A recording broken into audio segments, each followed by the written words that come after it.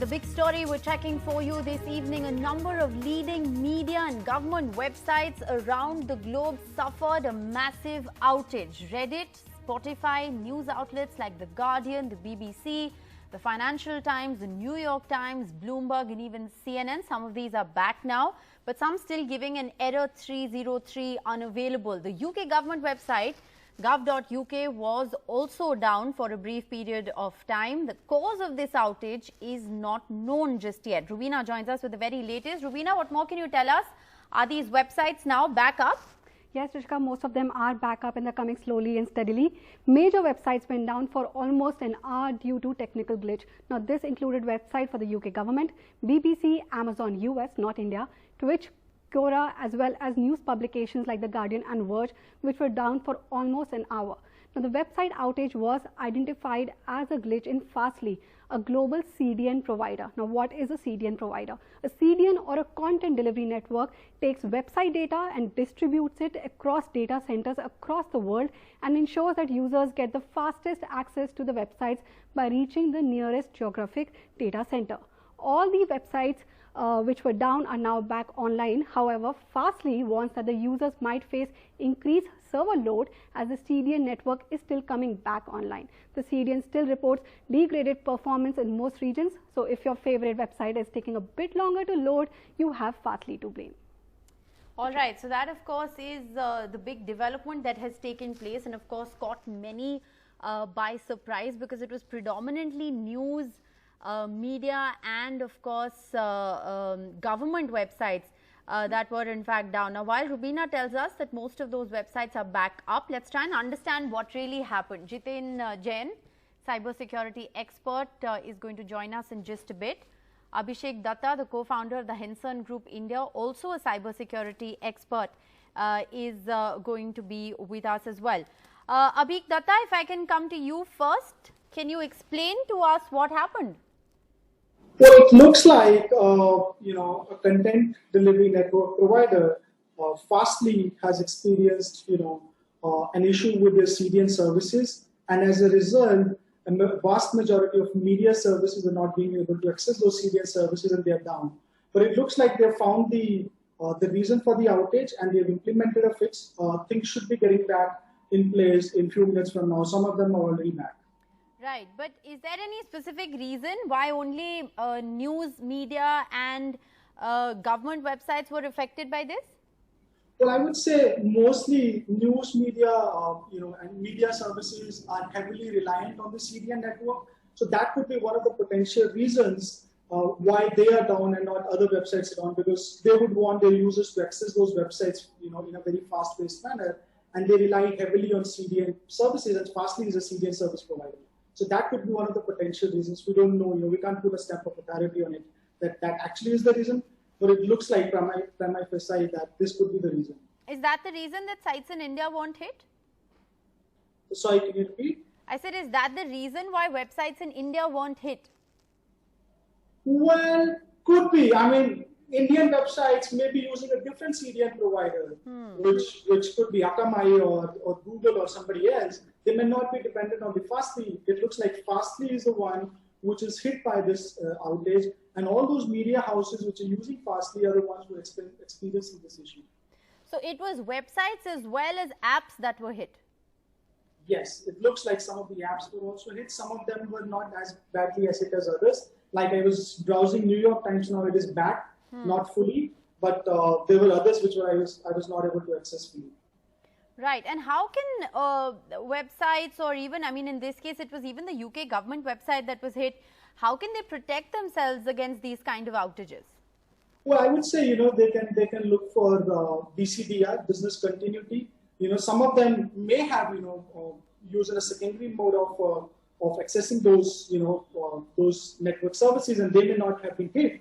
But we need to see, which ones are using an alternate source and which ones are not. But those who have better mechanisms in place may not have been hit. All right, let's also get in a word from Jitin Jain joining us. He's also a cybersecurity expert. Thanks for being with us on NDTV. It was quite a story a couple of minutes ago. Everybody posting these screenshots on Twitter, of course, about several news websites, including the UK government website, all sort of crashing together. Can you explain to our viewers what happened? Look, if you were to explain in simple terms, most of the websites which has got a huge amount of audio-visual media, especially the ones who use live streaming and all, they use some sort of cloud-based platform and a content delivery network. Some use Amazon, some have been using CloudFront, and in this case, Fastly. So one of the well-known edge cloud service provider, Fastly, which was used by all these websites and UK government, has gone down. They are suffering an outage. Now, because of that, whichever website was working on, as was explained by my previous panelist, those websites have gone down. Now, interesting issue over here is that whether this outage is due to some sort of server misconfiguration or a server failure, or is it an act of sabotage? So that remains yet to be seen.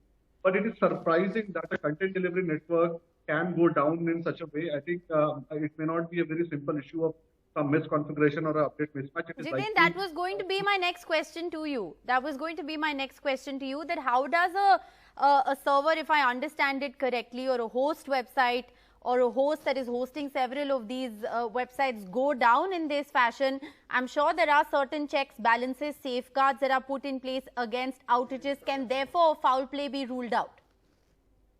See, the very purpose of this content delivery network is to distribute the load and distribute the content. And trust me, companies of this scale have got not one but multiple disaster recovery plans. So even if one set of servers goes down, they always have a disaster recovery plan. Here, they have not been able to execute that, and the recovery is very, very slow. So I think there is some issue which they are unable to fix, and which is likely more to do with some sort of issue which they have not figured out, or some sort of attack. If it was a simple configuration issue or something, I think it would have been resolved long time back. Abhik, would you agree with that? Does this reek of some kind of foul play, given the fact that, you know, as Jitin points out, it's taking certain websites time to come back? Usually the bounce back is really quick. Well, I would say that, you know, I would rather be safer than sorry, and I would say I won't rule out a cyber attack, but that is something we'll get to know once Fastly comes up with its, you know, fact finding as to what actually happened.